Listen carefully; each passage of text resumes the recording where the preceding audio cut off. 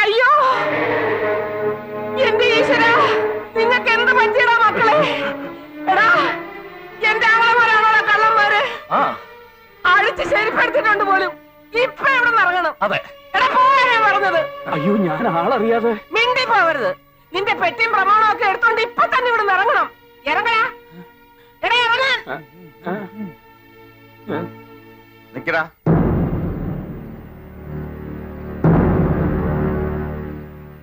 നിങ്ങൾ എന്തിനാടാ ചെമ്പിയും കെട്ടി പോയത്? അത് പിന്നെ ഞങ്ങള് കൂപ്പിലെ കാര്യങ്ങൾ നോക്കാൻ വിട്ട നിങ്ങൾ എന്തിനാണ് രാത്രി ചെമ്മീൻ കെട്ടി പോയതെന്ന്?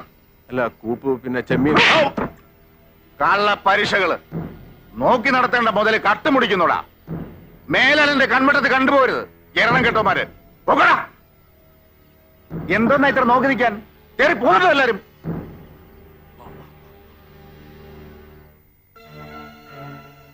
മക്കളിങ്ങി വാ, നിങ്ങളുടെ അളിയും വരട്ടെ. അങ്ങേര് വന്നിട്ട് നമുക്ക് ചോദിക്കാം. വാ.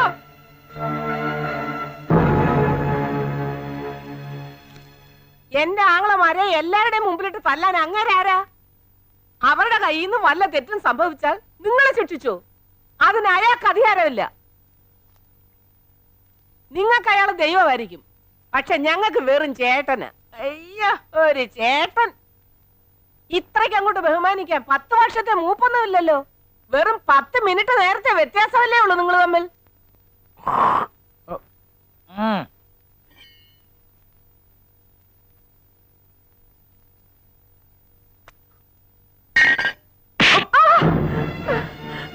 നീ പറഞ്ഞത് ശരിയാടി. 10 മിനിറ്റിന്റെ മൂപ്പേ അയാൾക്കുള്ളൂ. പക്ഷേ ഒരച്ഛന്റെ സ്ഥാനത്ത് അയാളെ ഞാൻ കാണണത്. ഓക്രിത്രം കാണിച്ച അയാൾ തല്ലും, ചിലപ്പോ കൊല്ലും. അത് സഹിക്കാൻ തയ്യാറാവന്മാർ മാത്രം അവിടെ നിന്നാ മതി. മനസ്സിലായോ? എന്ന് മാപ്പ് പറടാ. അയാൾക്കടെ കാലെ പിടിച്ച് മാപ്പ് പറ. അയാൾ ക്ഷമിച്ചെങ്കിൽ മാത്രം നീയെ കൂടെ നിന്നാ മതി. വേണ്ട, ആരും മാപ്പ് പറയണ്ട. അല്ലെങ്കിലും മാപ്പ് കൊടുത്തിട്ടുള്ള ശീലം എനിക്ക് പണ്ടേ ഇല്ല. തെറ്റ് ചെയ്താൽ ശിക്ഷിക്കും, അതാരായാലും. ഈ പറയുന്ന എന്റെ അനിയനായാലും. കൂപ്പിലെ കാര്യങ്ങൾ നോക്കാൻ പറഞ്ഞാൽ അവിടുത്തെ കാര്യങ്ങൾ നോക്കണം. വേറെ എങ്ങും നിങ്ങളെ കണ്ടുപോരുത്. മനസ്സിലായടാ? പൊക്കോ.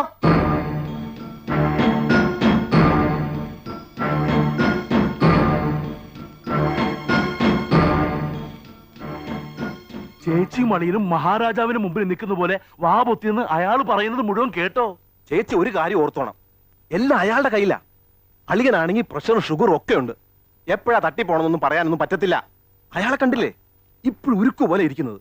അളിയൻ എന്തെങ്കിലും സംഭവിച്ചാ പിന്നെ ചേച്ചിയും ആളും പെരുവഴിയില്ല. അത് മറക്കണ്ട. നീ വാടാ.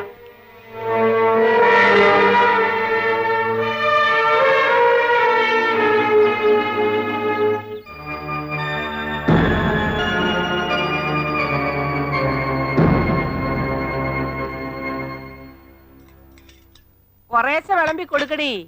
അധികം തിന്നാലേ എല്ലിന്റെ ഇടയിൽ കേറും. ഇപ്പൊ തന്നെ നെകളിപ്പ് കൂടുതല.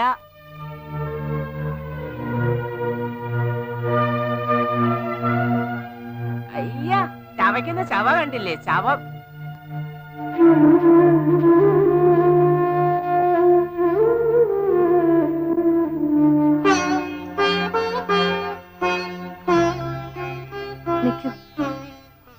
ചെറിയ ഇങ്ങനെ ഓരോന്ന് പറയും.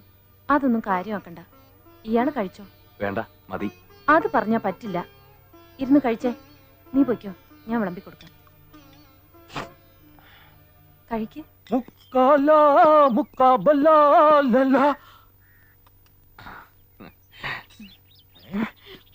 അമ്മോ, നിന്നെ വല്യമ്മാവൻ വിളിക്കുന്നു. ചെല്ല്. നേരത്തെ വേണം എണീക്കാൻ കേട്ടോ.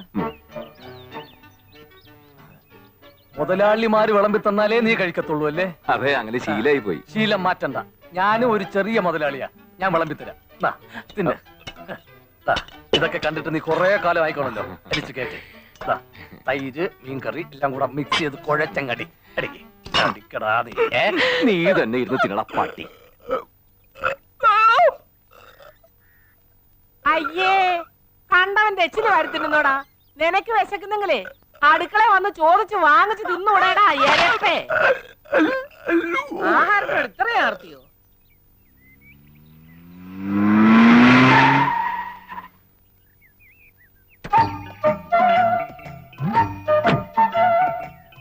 പോയി വിളിച്ചോണ്ട് വാടാ. ആരെ? നിന്റെ വീട് വന്നിരിക്കുന്നു പറ. ആരാടാ അവിടെ? കൊട്ടാരം വീടണെന്നാ പറഞ്ഞത്. ആര്? ഈ കൊടക്കമ്പിയ? മുതലാളി,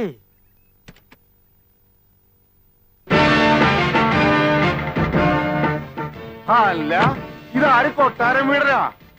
എടാ, നമ്മുടെ തമ്പ്രാൻ വന്നിരിക്കണ്. തലയെക്കെട്ടഴിച്ച് അരയെക്കെട്ടറാ. യോ എന്റെ ദൈവേ, തമ്പ്രാൻ അകത്തോട്ട് കേറിയിരിക്ക്. കണ്ട ആപ്പയുടെ ഊപ്പയുടെ ഒക്കെ വീട്ടിൽ കയറിയിരിക്കാൻ വന്നവനല്ല ഞാൻ. പിന്നെ എന്തിനാണാവോ ഇങ്ങോട്ട് എഴുന്നള്ളിയതിന്റെ ഉദ്ദേശം? നാട്ടിലെ പ്രമാണിയായി പോയില്ലേ, ചട്ടമ്പിമാരെയൊക്കെ ഒന്ന് കണ്ടിട്ട് പോകാമെന്ന് കരുതി. എന്താണ് തല്ലാൻ വല്ല ഉദ്ദേശം ഉണ്ടാ? ഉണ്ടിയേട്ടാ, അതിനല്ലേ കൂടിയൊരു വടി.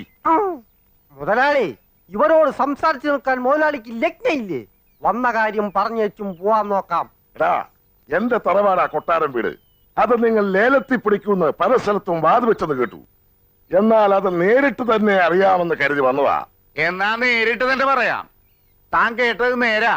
കൊട്ടാരം വീട് ഞങ്ങൾ തന്നെ ലേലത്തിൽ പിടിക്കും. ഒലത്തും കൊട്ടാരം വീടിന്റെ മുറ്റത്ത് കാല് കുത്താനുള്ള യോഗ്യത നിങ്ങൾക്കൊണ്ടോടാ എംപോക്കികളെ. നിന്നൊക്കെ യോഗ്യത കൊണ്ടാ? എടാ, നിന്റെ യോഗ്യത കൊണ്ടാണല്ലോ സ്വന്തം തറവാട് കരക്കാരൻ ലേലം വിളിക്കണത്. പ്രമാണിമാരാകുമ്പോ പല കേസും ലേലവും ഒക്കെ നടന്നിരിക്കും. പക്ഷെ അതിനിടയിൽ കയറി കളിക്കാൻ വന്നാൽ അത് നിന്റെയൊക്കെ അവസ്ഥാനത്ത് കളിയായിരിക്കും. കളിക്കണത് നീയല്ലടാ.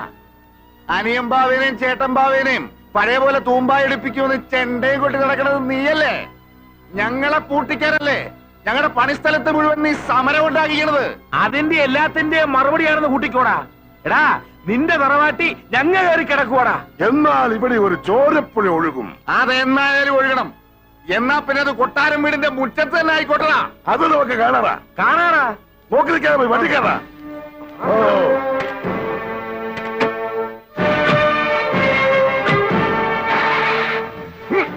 നമ്മളോടാ കളി.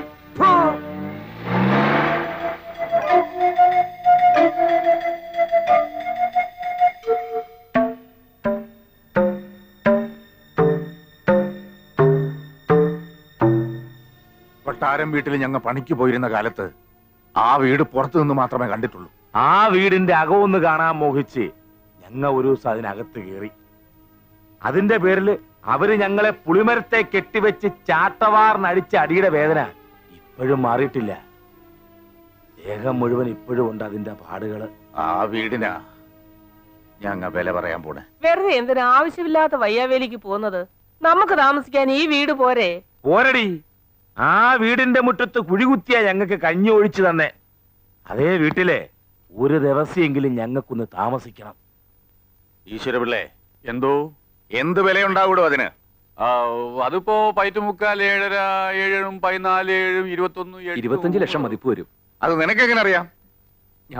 ഞാൻ പുറമേന്ന് കണ്ടിട്ടുണ്ട്. കണ്ടപ്പോ തന്നെ നീ അതിന് വിലയും വിട്ട. വിവരക്കേട് പറയാതെ പ്രേമേന്ദ്ര, ഒരു 25 ലക്ഷം മതിക്കും. കൊട്ടാരം വീടിന് എത്ര വരെ പോകും? കൂടിയാ 15, അതിനപ്പുറം പോവില്ല. എങ്കി ഒരു 20,01,000 എഴുതടാ. എത്ര? 20,01,000 എഴുതടാ. ചേട്ടന്റെ പേർക്ക് എഴുതണം. ഓ, നമ്മുടെ രണ്ടുപേരുടെയും കൂടെ പേരിൽ എഴുതിയാ പോരേടാ. വേണ്ട, കൊട്ടാരം വീട് എന്റെ ചേട്ടന്റെ പേര് കിടക്കട്ടെ. മാളു, നീ വാ. എന്ത് കാണാൻ ഇവിടെ വന്ന് നിൽക്കുന്നേ? വാ വാ, നിങ്ങൾ വരേടാ.